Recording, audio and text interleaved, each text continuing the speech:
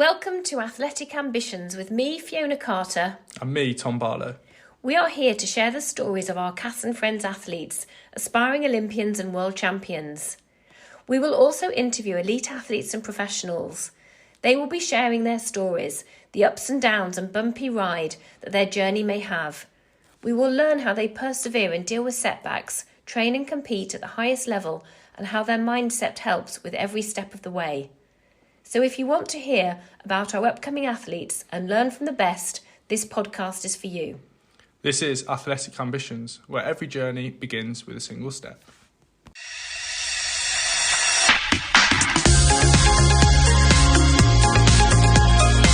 So welcome, Claire. Thank you so much for coming onto our podcast. It's lovely to have Claire with us. She is such a dynamic person. She's qualified for Kona on more than one occasion, I think. And she's combined her absolute love of sport and food, I think, growing up in a foodie family, foodie environment, to be trained as a clinical dietitian, a personal trainer, and loves the nutrition side of sport, really from a real strong research and evidence-based perspective, which I think is really important these days when there are quite a few myths out there on Google, so that we really have some really good, valuable information shared with Claire today. So thank you so much for coming on. Thank you so much for the invitation. I'm really excited with your podcast and to come on and talk all things sport and also kind of youth sport and how that's ever growing as well. So thank you very much for the kind introduction and the invite today. That's okay. Well, Claire is also a partner of Cass and Friends, so she is very, very kindly partnered with us and helps our athletes if they have specific things they need to talk about around their nutrition. So when we do our mindset course, our 8 week mindset course, some athletes need to take week 4 into a little bit more detail. So Claire, can you tell us some of the typical situations that you might get involved with youth athletes? Yeah, I mean it's such a big area, and I think now with the ever kind of growing world of youth sport, and actually what I've seen is youth sport has become almost like a professional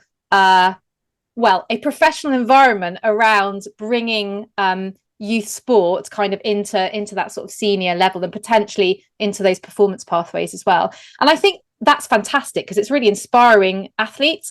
I think on the flip side, what I see is where potentially there isn't all of that supportive team around those athletes, I think that's where we start to see the cracks. And of course, as a youth athlete and somebody who's growing, depending on their age, and age actually is a factor in terms of where they are in terms of stages of development. But actually, it's really interesting with kind of new research, kind of seeing where athletes are changing at different ages. So you might have, for example, 2 rugby players, let's take male rugby players who might be the same age, but they're totally different in terms of development. And that's a really interesting kind of area of research as well. So what I tend to see in the world of performance nutrition and youth athletes is actually interesting depending on different sports, because there are different levels of energy needs in those sports.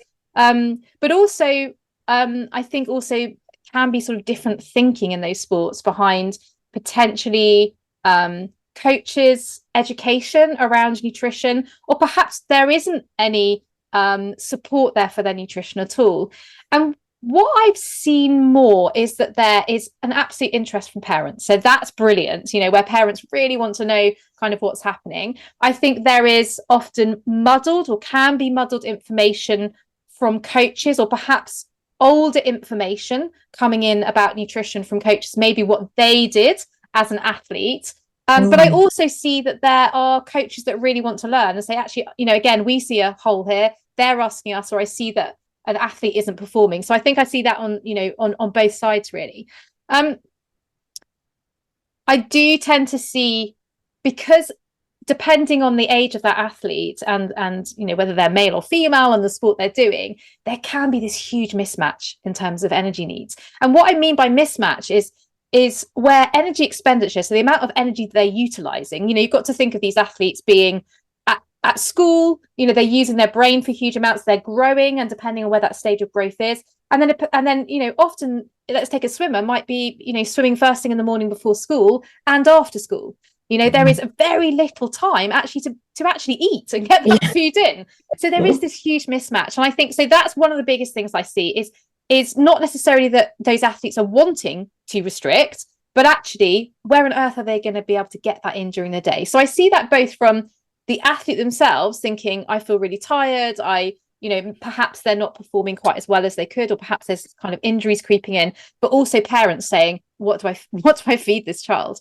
So that's what I see. And we do, of course, see, where in some athletic sports, and it doesn't have to be just athletic sports, but I think, as athletes are developing, we all start to develop as we did, our body is changing, and actually, athletes and young people are looking at their bodies, and so there is that development sometimes of perhaps other thoughts around body image or the perception of what they should look like as an athlete. So perhaps they're taking, an athlete who is professional and saying, I want to look like that. And interestingly, I've seen it quite a lot in youth cycling, as an example, where they're looking at kind of those pro riders, and they're looking at, say, tour riders, and they're saying, well, I need to have skinny arms and big muscly legs. And you might be talking to a 14-year-old male who hasn't quite reached maybe that stage of puberty that maybe their friend at 14 has reached. So it's there's a lot of education around actually, at that stage, we need to be thinking about fueling those athletes to really meet requirements. So I think there is a bit of underfueling, but there's also perhaps and potentially some underfueling because of the perception of what they need to look like. So maybe some underfueling because they are trying to underfuel as well. Yeah. Gosh, there's so much in there to unpick. I mean, when we do the mindset courses, I say we do touch on nutrition, but it's at a very, very high level. And I do say to all the athletes, just give me a typical breakfast, lunch and tea. And normally, very often breakfast is toast. Very often lunch is a sandwich with maybe a bit of ham or cheese or tuna. And then the evening meal is a typical family meal, spag bowl, curry, something like that. So, and then they've got snacks thrown in there too. So the one thing that I sort of see as a little bit of an area that maybe some of our athletes could work on is their protein intake. Because when they describe those 3 meals, really it's only the evening meal where they've got a portion of protein. Can you tell us a little bit more about that in terms of perhaps if you've come across that as for young athletes? So I think what's developed over the years is, so I've been working now 20 plus years as a clinical dietitian, and having worked in from a clinically perspective, we have a lot of equations in terms of how we work out protein needs and energy needs, and the world of sport absolutely does have that. A lot of our research, however, is obviously in adults. We haven't, and there are lots of difficulties in doing more research in children. So I think that's where we've seen the difference. Also, sport nutrition research is quite young. I'd say quite young compared to like clinical scientific research that's been done for many, many years. So there is a little bit of a mismatch in terms of actually what do these athletes need. We know what children need, and I use the word children and adolescents in terms of, we know if we took somebody who's growing at the age of 14, what their protein and energy needs would look like. But then, well, what does that look like when they're doing sport? What are their energy needs for their sport? How much are they expending? And that's always the big problem in research, is actually, well, how much does, say, a youth football player expend? Are they running around as much as a professional football player on the field? What does that look like? So the requirements, I would say, is keeping things really simplistic and basic. You're absolutely right about, looking at actually, well, what do you do for breakfast, lunch and evening meal? Get the basics right, and then start thinking about what's the icing on the top? What's the cherry on the top? So what are those kind of, marginal gains we're talking about in terms of professional sport, but actually once you get the basics right and they understand it, the education about why do they need what they need and how on earth are they going to get it in. So with protein, we often see protein being lower potentially where they're not stopping for meals. So let me take an example of, let's say, a gymnast, and I've worked with many young gymnasts, and I was just speaking to a mum recently, and actually it's the timing of coming home from school and then having to go and essentially turn yourself upside down, not always, but go and do high intensity sport where you don't want a full stomach of food, but the timing is so tight between school and gymnastics, and then they're finishing really late, they're not going home till 9:30, and then they don't want to eat before they go to bed, and that's really typical. So it's where I see the holes in things like protein, for example, or the micronutrients, and by that I mean our fruits and our vegetables, so all that colour, is where these youth athletes miss out on meals. And I mean by a meal as in what we would think of as, a piece of protein, vegetables, carbohydrates. And you can probably see that in some of the athletes you speak to, and it's often around where training sessions are happening, which is the most important time for them to have that, that protein for recovery and that energy. But actually, ultimately, what's really, really important actually is their energy needs. And if you meet energy needs, what happens is that protein tends to come with it. So by that, I mean, actually, if you think about having an extra snack and it might be a sandwich with peanut butter in, bingo, you get some protein with it. So it's keeping it basic, but for me it's very much we see that drop in protein intake where they're not having those meals, or they're missing those meals, or potentially what they're doing at school. What are they taking for their school meal, or what's provided at school for them to have as well? Does that answer your question around? Well, yes, I think it does. But I think, if we could give our athletes and their parents, what are five? Because what are five really good protein snacks? Let's say, so we've got peanut butter on toast as one. Let's stick peanut butter on crumpets, no cakes, because a lot of them like peanut butter. What are the other really good protein snacks that you suggest, or do you ever go down a protein shake route, or? So in youth athletes probably wouldn't look at kind of protein shakes. It's all about actually getting food first. It's really important that we're bringing athletes up in an environment where they understand and they're educated as to what they need. And actually the education focus really being on energy, and that protein comes with that. So in answer to your question, if that's outside of training, what would good protein snacks be? And I mean outside of training as in some training, you don't want huge amounts of protein before, because that stays in your stomach for a greater period of time. So it can be quite uncomfortable and quite filling if you're about to go and do some training as well. And of course you want that carbohydrate as your king source of energy before you're doing that training. So it could be something like, a little handful of mixed nuts and raisins, so that you've got some dried fruit in there, you've got that energy intake in there. It could be, if they're not keen on things like that, it could be something like one of the more natural fruit, like the pressed fruit and nut bars, or any of the nut bars. They may even have a little bit of dark chocolate on the underneath, so any sort of that kind of nut bar that you could buy and perhaps put in a lunchbox as an example. It could be that as a snack, if they get home from school, it could be like a little cheese sandwich. It could be something like as a small snack when they get home from training. It could be like baked beans on toast, or it could be scrambled eggs on toast. It could be as easy as having like a little bagel, again having some sliced cheese on top, or potentially even some soft cream cheese, and maybe like some little chopped grapes on top, or some strawberries. So something, and these are kind of, little small portions that aren't overly filling, ready for the next meal, but they're enough to give a little bit of protein just before or in between sort of those meals. And you talked about sort of, protein shakes and things, but of course we can actually make a little recovery shake. And because there's so many gaps I often see in terms of, in many athletes, and not all athletes, in terms of colour in the diet, well, actually making like a little smoothie that's made with something like some strange yogurt. So that could be Greek yogurt, it could be skyr yogurt, it could be any of like our English Greek style yogurts. Using that and some milk in a smoothie with some frozen berries, it's a really easy way to get a protein source in a little volume as well. Even down to looking at, if you had a little bowl of like a granola with milk, you've got the protein in milk, you've got the protein in the granola. So it's actually really easy to actually get protein in. And that's why I say concentrate on the energy intake, and the protein comes with it. Yes, brilliant advice. We do have on our YouTube channel, we have 3 recipes that we've created. We should create so many more. We've got overnight oats, we've got granola, which you can then have with the yogurt, and then there's some banana muffins. So what do you think about young athletes, bobbing onto the YouTube channel, trying those recipes and learning to cook themselves? Because I know you used to do, I don't know whether you still do actually, but your training camps with nutrition support and a chef. So nice if the athletes can start to learn to cook themselves and enjoy cooking and enjoy the food. I think it's really important that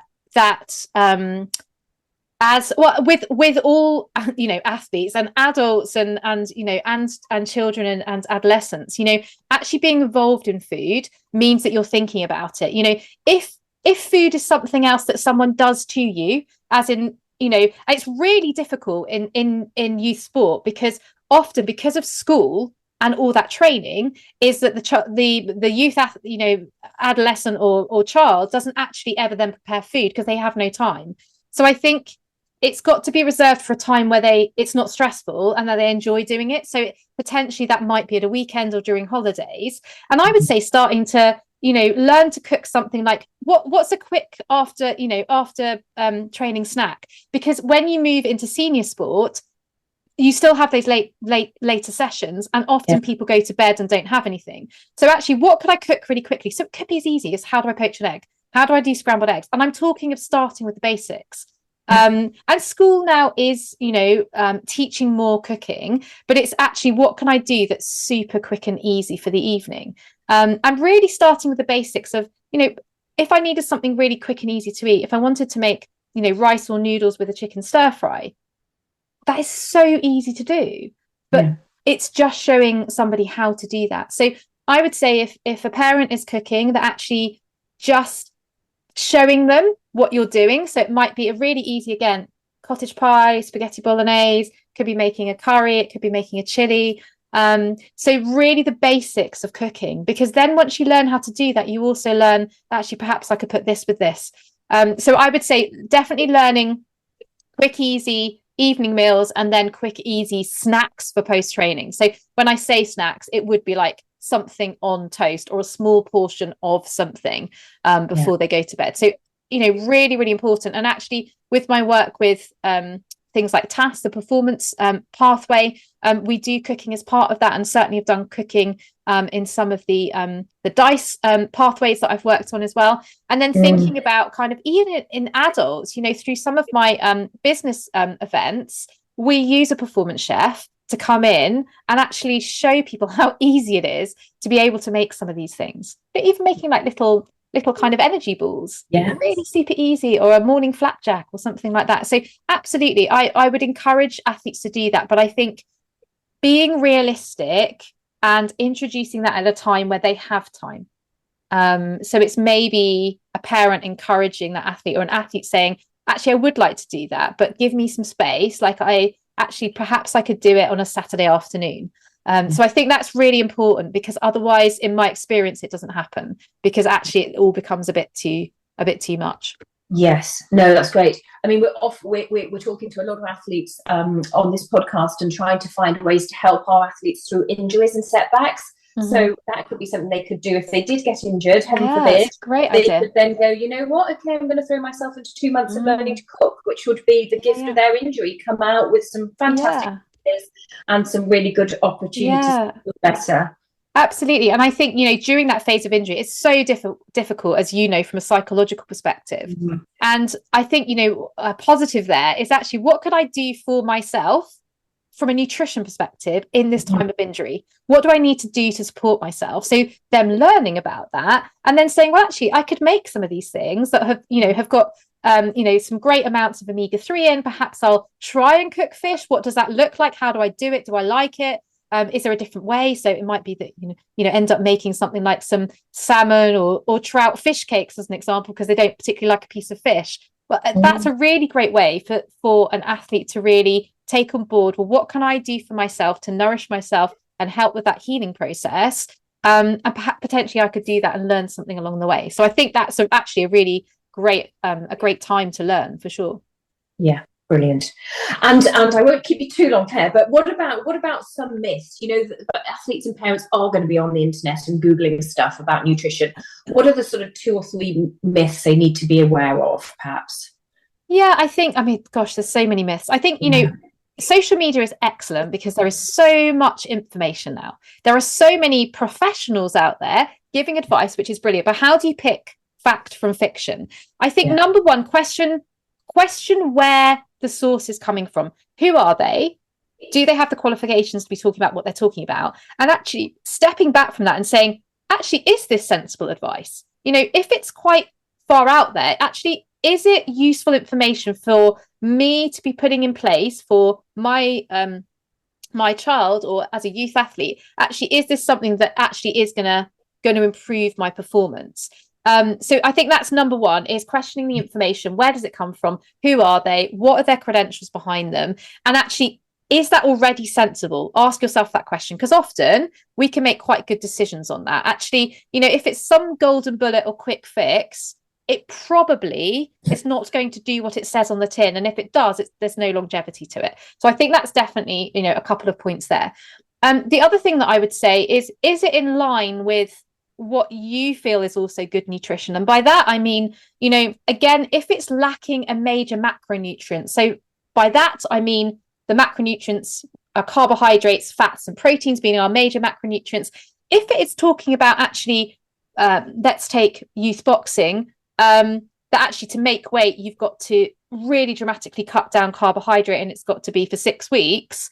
For a youth athlete that's growing, is that appropriate advice? And where again has that come from? Has that come from you know, a boxer somewhere that's training? Is it a trainer that has very little information about nutrition? And actually what's suitable for that athlete in particular? So major macronutrients missing from the diet in youth sport is not a good idea. So whilst we may use some of that kind of higher level performance with athletes, actually, is that useful for the, you know, the person that you're working with? Or if I'm an athlete, is it useful for me? Is that something that I should take on board? Yes. And the other thing to this is also, have I got the basics right? If I'm looking for information, there's probably a hole missing somewhere. So if I'm out there as a youth athlete and I'm looking for information, what is it I'm looking for and why am I looking for it? You know, is it because I actually do a weight related sport and I do need to get down to my weight ready for boxing? Therefore, who can I reach out for help? Because I'm struggling with that.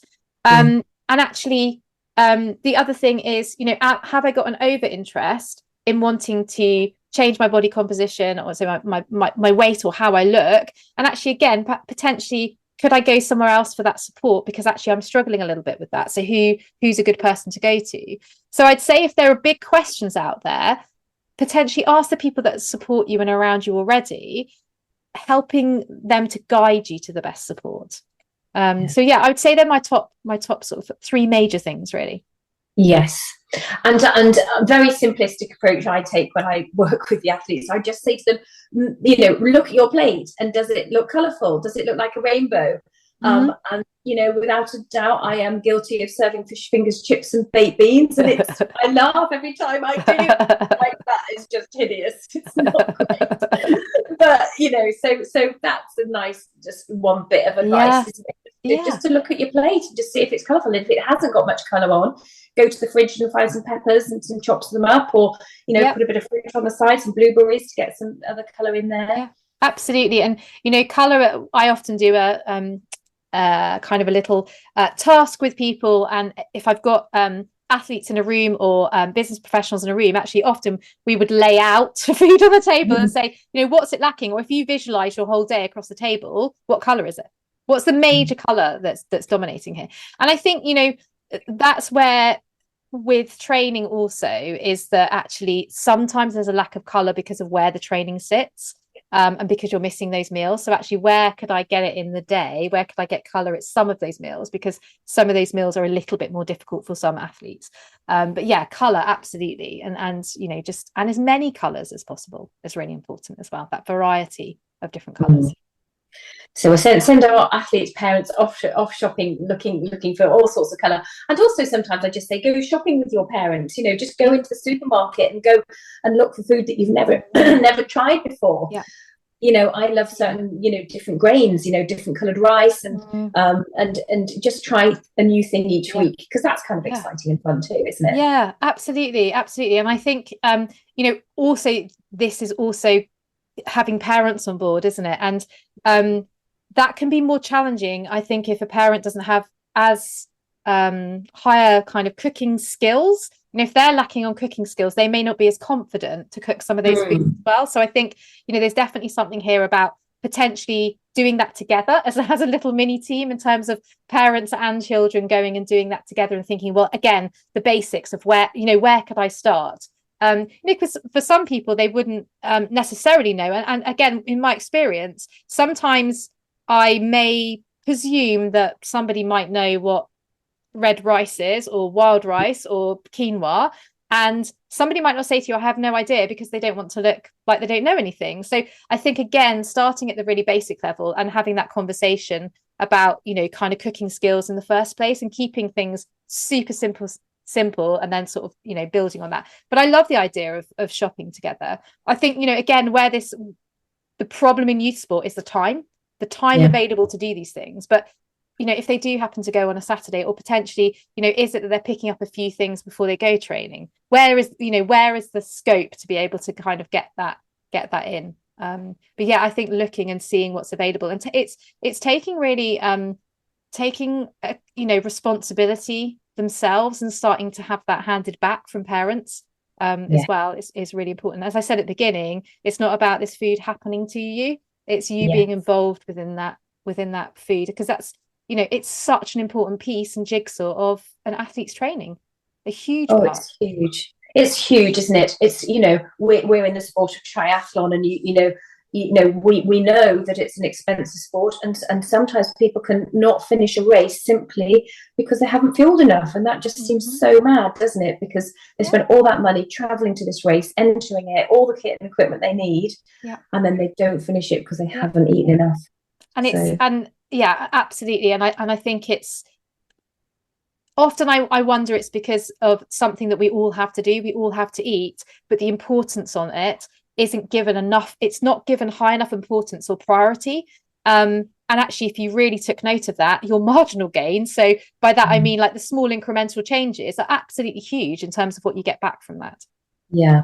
So I think it's brilliant, isn't it, what you've shared, because these athletes, their physical training is absolutely on par. They're spending hours and hours and hours, putting in the hours of dedication into their physical training. We try to top that up with a mindset course, and we say, please keep going with it, even though you've done your 8 weeks, please do a bit every week. You couldn't ever think not to go and do your physical training. And now hopefully they've listened to this and they think, actually, that nutrition piece, I can actually work a little bit harder on that, and that could be part of my process goals. I can make sure I'm eating really good food during the day. I can feel really well. I can feel enough before and after. And so that was brilliant. Claire, what is your final piece of advice for them? I think my final piece of advice would definitely be around, not forgetting nutrition, because it should be a part of your everyday training. It shouldn't be something that you forget, that you think, well, I've just got to have it because it's what I do to survive. Actually, these are your nuggets for success. They really are. These are your 1%, or even more than that for a lot of people, gains in terms of your nutrition. So it absolutely needs to be part of your training plan, 100%, that nutrition, as much as your training sessions, needs to be part and parcel of that. Yeah, brilliant. Well, guys out there, Claire, you can find Claire on our website because she's our nutrition partner, and her company is called the 4th Discipline. So you can find Claire that way too. So thank you so much for coming on. Thank you. Lovely to speak to you. Thanks for listening to this episode of Athletic Ambitions. We hope you found this episode of interest, and if so, be sure to send this to your family and friends who might also benefit. If you're interested in donating to Cass and Friends, the links are in the description, and we'll hope to see you in the next episode. Thanks, Tom and Fee.